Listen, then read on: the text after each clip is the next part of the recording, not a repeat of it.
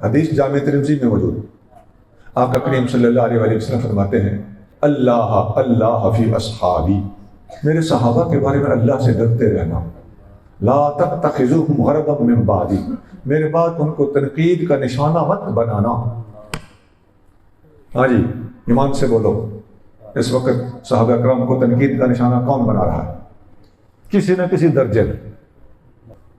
آگے فرمایا فمن احبہم فبحبی احبہم، جس نے میرے صحابہ سے محبت کی اس کے دل میں دراصل میری محبت ہوگی، اس لیے اس نے ان سے محبت کی.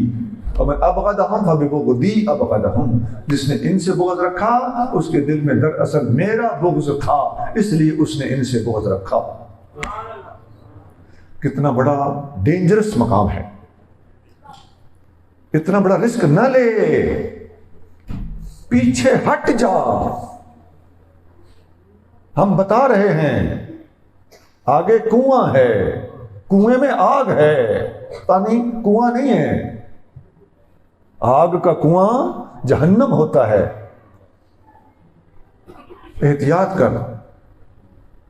حضرت امام غزالی رحمۃ اللہ علیہ فرماتے ہیں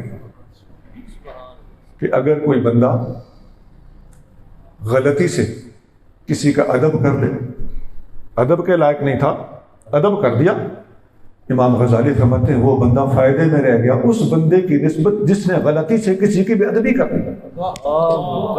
اور یارو اللہ کی قسم آپ کو دے کر پوچھتا ہوں، خدا کے لیے اس بات پہ غور کرو، ایمان بچانے کا امام غزالی نے ہمیں موڑ فراہم کر دیا ہے کہ نہیں؟ سنا نہ کہنا کہ ہمیں نہیں بتائی گئی تھیں یہ باتیں، ہم بتا رہے ہیں. ہماری جہاں تک اپروچ ہے، ہماری جہاں تک آواز جاتی ہے، جتنا کہ کوئی ہمیں سنتا ہے، ہم چھوٹے لوگ ہیں، محدود لوگ ہیں، ہمارے پاس اتنے وسائل، ذرائع، طریقہ ہے کار نہیں ہے. لیکن میں درخواست کرتا ہوں کہ ہر مسلمان ان باتوں کا مبلغ بن جائے کہ احتیاط کس میں ہے، مجھے یہ بتاؤ.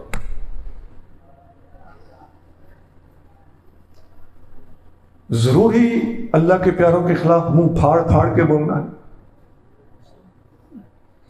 اور خاص طور سے فوت شدہ لوگوں کے بارے میں جو دنیا سے چلے گئے، جن کے بارے میں حکم تھا ربنا اغفر لنا ولاخواننا الذین سبقونا بالایمان. اما عائشہ صدیقہ کا فرمان مسلم شریف میں موجود ہے، لوگوں امرتم بالاستغفار لهم، تمہیں اپنے سے پہلوں کے حق میں استغفار کرنے کا حکم دیا گیا تھا، فسببتموہم، تم انہیں گالیاں دینے لگے ہو. یہ آیت اور یہ حدیث کیا سبق دے رہی ہے؟ تمہاری بے باکیاں توڑ رہی ہے کہ نہیں؟ احتیاط فراہم کر رہی ہیں کہ نہیں؟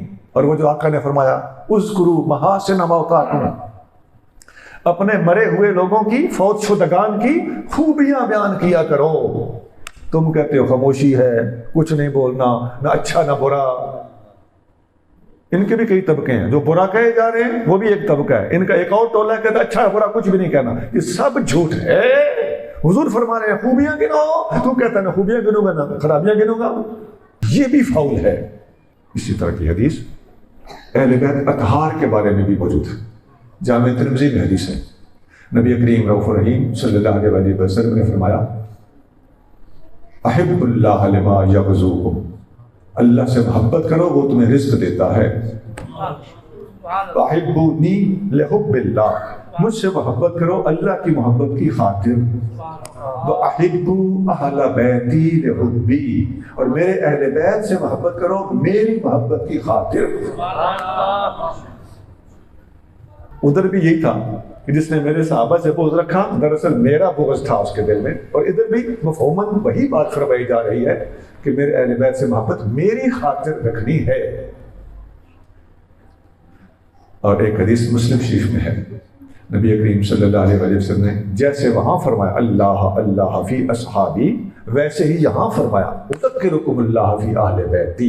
بالکل وہی مفہوم ہوا ہے، یہاں بھی وہی مفہوم ہے. میں تمہیں اپنے اہل بیت کے بارے میں اللہ یاد دلاتا ہوں.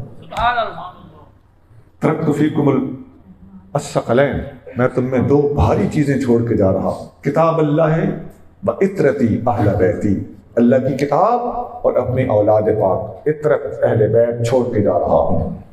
ادھر جو انداز صحابہ کے بارے میں، بالکل یہی انداز اہل بیت کے بارے میں. ادھر بھی فرمایا, ادھر میں اہل بیت اور قرآن چھوڑ دیا, ادھر فرمایا میں ابو بکر و عمر چھوڑ کے جا رہا ہوں. اقتدوا باللذین من بعد ابی بکر و عمر, میرے بعد دو کے پیچھے چلنا, ایک ابو بکر ہے دوسرا عمر ہے. سنا, اللہ کو جان دینی ہے. برائے مہربانی غور کر ہماری باتوں پر. کیا صحابہ کی شان بیان کرتے وقت اس سینے میں کوئی بخل نظر آیا ہے؟ نہیں. کیا اہل بیت کی شان بیان کرتے وقت اس سینے میں کوئی گھٹن نظر آئی ہے؟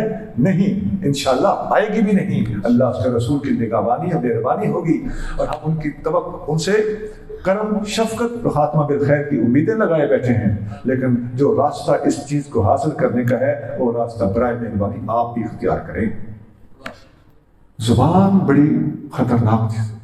وارث شاہ صاحب علیہ رحمت فرماتے ہیں, منہ اوت گھدوتیاں واہ نہیں, ذرا ٹھاک زبان نو گندے آئے. میں نہیں کہہ رہا, میں تو آپ کا احترام کرتا ہوں, لیکن میں میاں صاحب کا کلام سنا.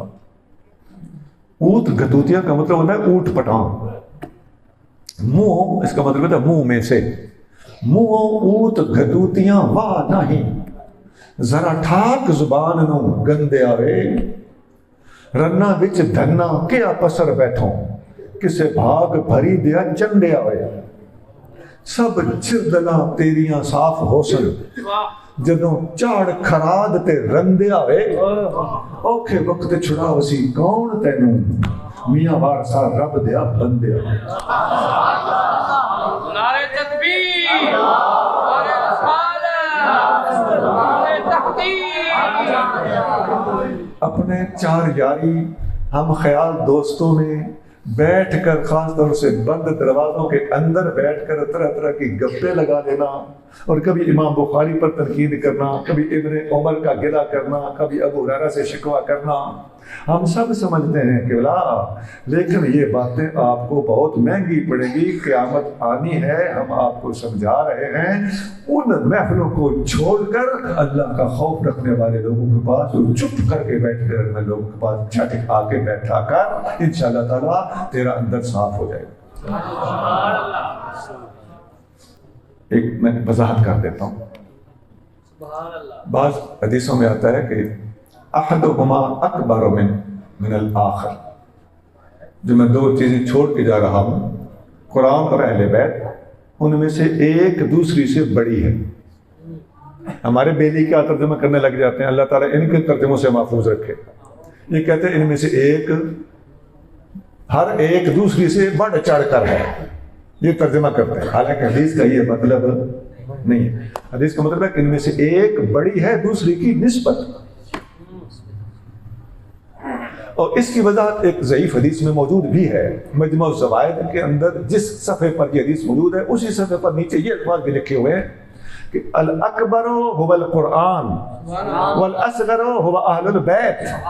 کہ اللہ آقا کریم صلی اللہ علیہ وسلم جو بڑی چیزیں چھوڑ کے جا رہے ہیں, ایک اللہ کا کلام ہے جو اللہ کی صفت ہے, جس کو کوئی مخلوق نہیں پہنچ سکتی, اور دوسرے اہل بیت ہیں جو قرآن کی نسبت اصغر اور قرآن ان کی نسبت اکبر ہے. سبحان اللہ. لیکن ہمارے لیے دونوں بلند و بالا ہیں, ہمارے قد سے دونوں اوپر ہیں, لیکن جہاں تک ان کے اندر تقابل کا تعلق ہے, وہ ایک دوسرے سے بڑھ چڑھ کر نہیں ہے, بلکہ قرآن سب سے اوپر ہے. وہ اللہ کا کلام ہے, وہ اللہ کی صفت ہے اپنے نفس کے اعتبار سے.